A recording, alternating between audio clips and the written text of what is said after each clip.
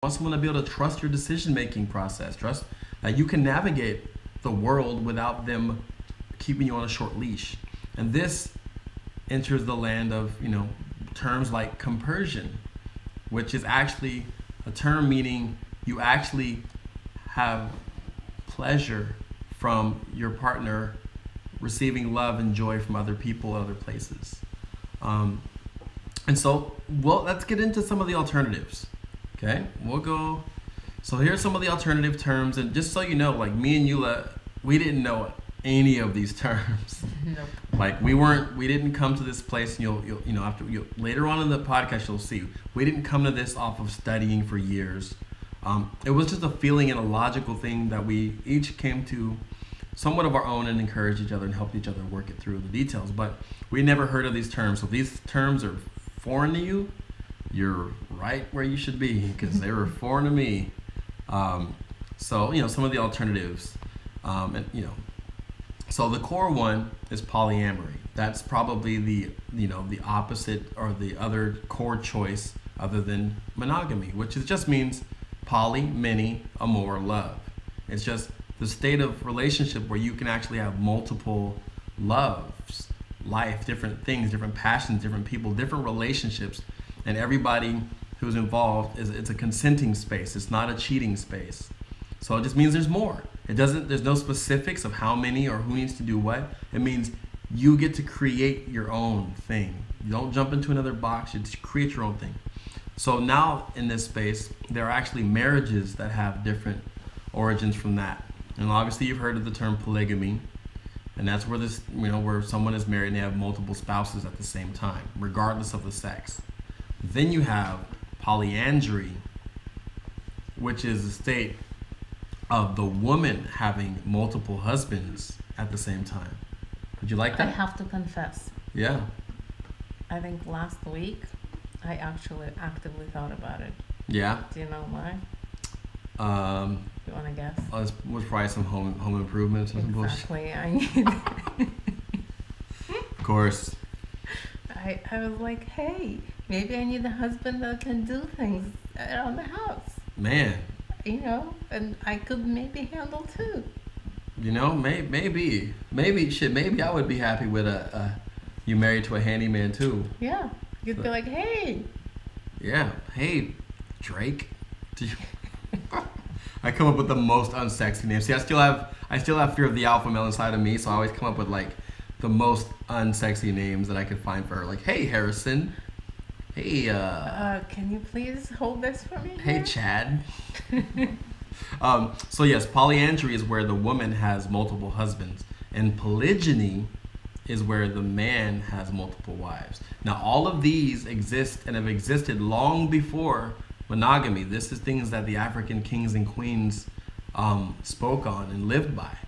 And it was a way that they used to stabilize community and tribes and civilizations. And actually, I've been doing some research, and there are people who still really talk about how, polyamory and polygamy and these different types of things can actually help fortify a community and unify women and men to stop being competitive and start pulling resources and pulling income. So those are the marriage terms. And then I have some honorable mentions because I was Googling different terminology, and there's some pretty funny ones. So one of the ones that caught my eye was cowboys and cowgirls.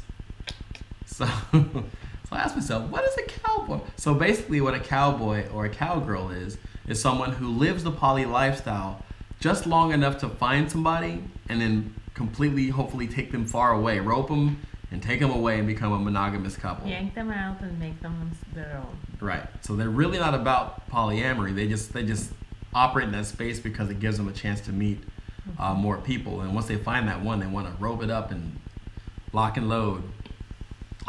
There's also the comet. And the comet is the occasional lover who passes through one's life semi-regularly, but without any expectation of continuity or romantic relationship. I think those are awesome.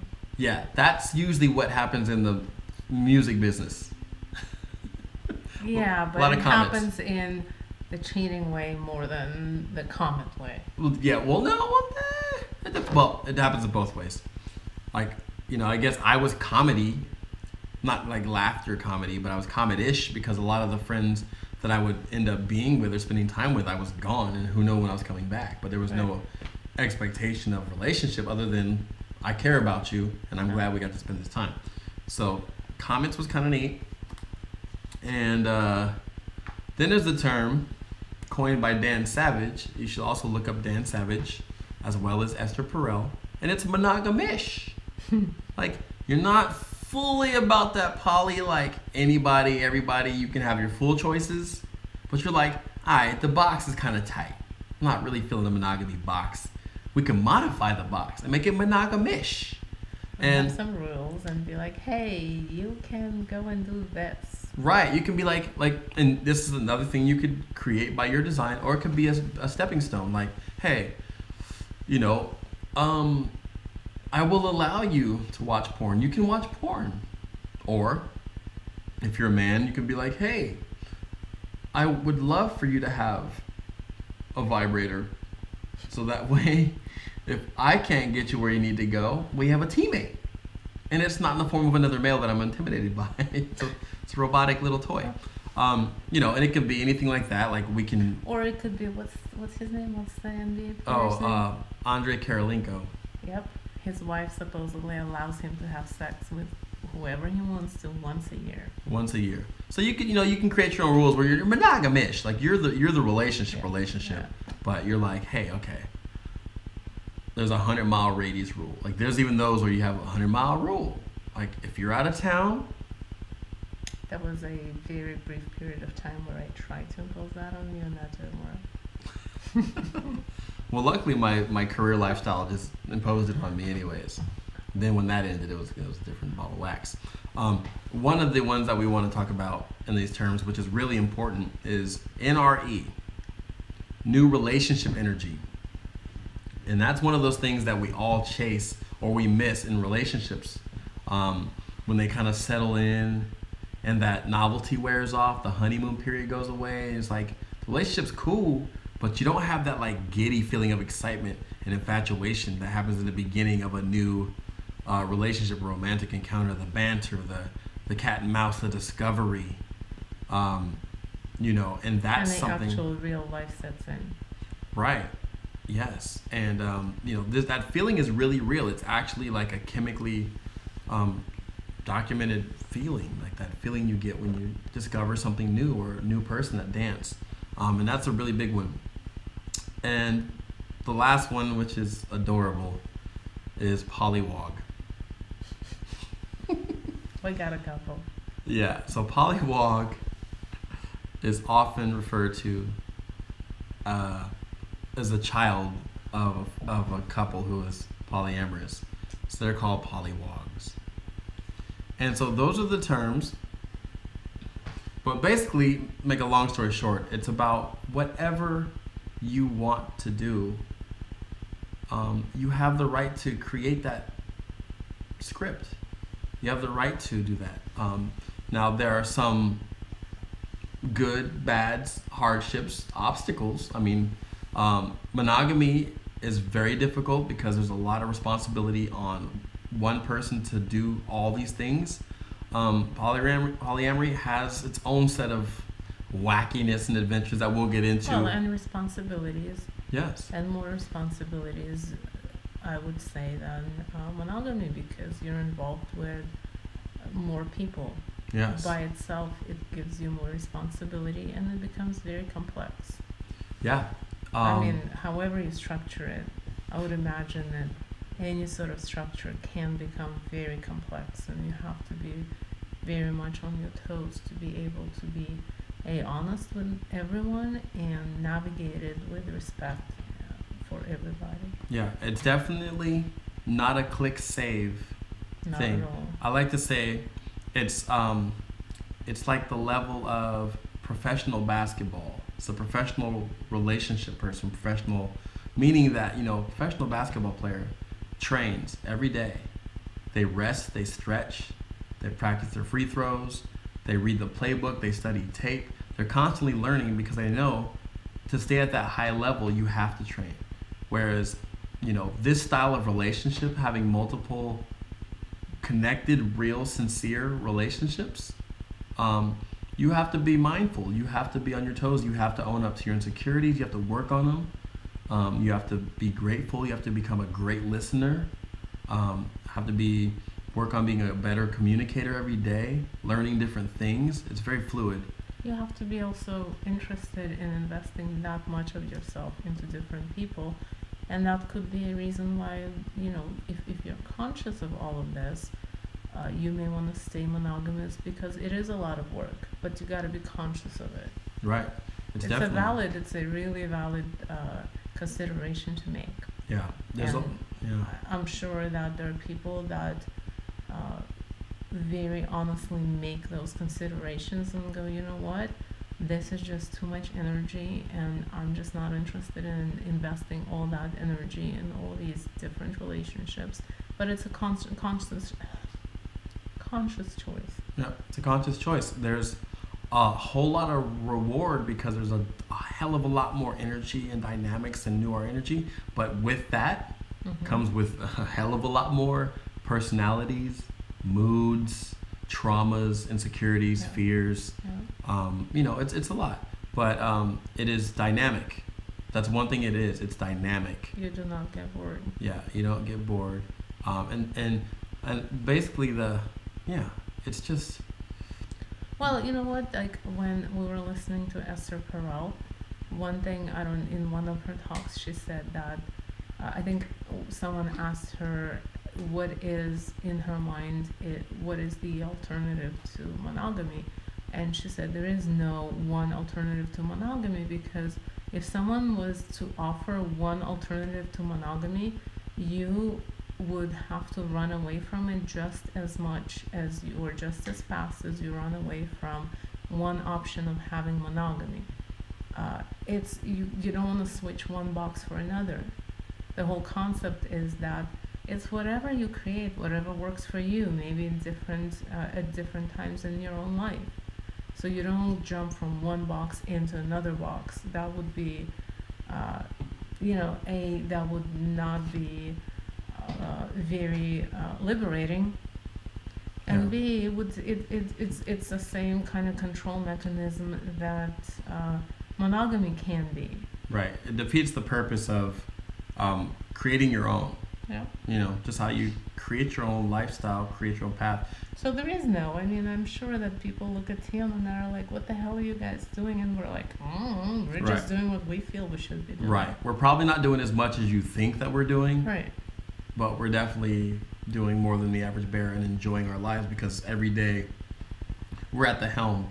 We control the decisions we make. We discuss, we build, we learn, we mastermind. And it fits with everything else in life. Like, we didn't accept a career path that was default chosen for us. We didn't accept a default religion or a default, anything. We've decided where we wanted to live, what type of relationship we wanted to have, how we wanted to raise our kids, and it's fluid. It evolves.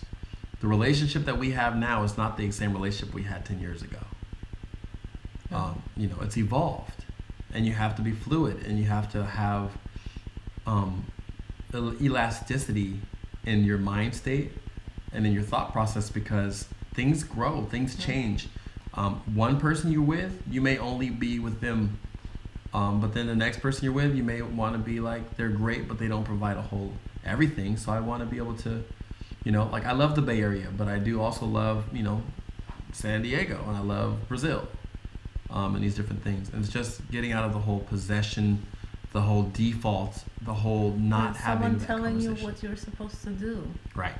Right. F that. Say it. No, you can cuss. It's a podcast. Say it. What? You can cuss. Say it. I'll say it next time I feel like it. How's Say that? Oh. Don't tell me what to do. Come on. That's what I'm going to get try, to see. Nice try. No. You look up here. There's a whole section now. If you don't say it now, I'm going to get you to say it. So you'll say it. So anyways, right now, we're going to go into a song break. And what we're going to do is play you our vows. Dance. She's going to dance. I'm going to make sure that the song plays at the right time. So this song is actually our vows. We took our vows and we actually Now let's talk about how we created our vows. Remember? They were not written for our wedding. We Okay. didn't even think about getting married. Yeah. That was way before. We were Right. in San Francisco. Right. See, that's why I have this ring on my right hand, and people go, "Why do you have your wedding ring in your right hand?" It's like, this was a ring that she gave me long before we were doing the wedding thing. So go ahead. Tell the backstory. Yeah, that was a long time ago. That was probably 2 years before we moved.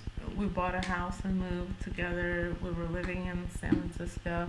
We did not know which way our relationship officially was gonna go. We didn't have Deja, but we knew that we wanted to be together in some shape or form, and most likely on a more permanent basis. So we decided that we were gonna write our vows. And then Tion said, "Okay, well, you write yours, I'll write mine."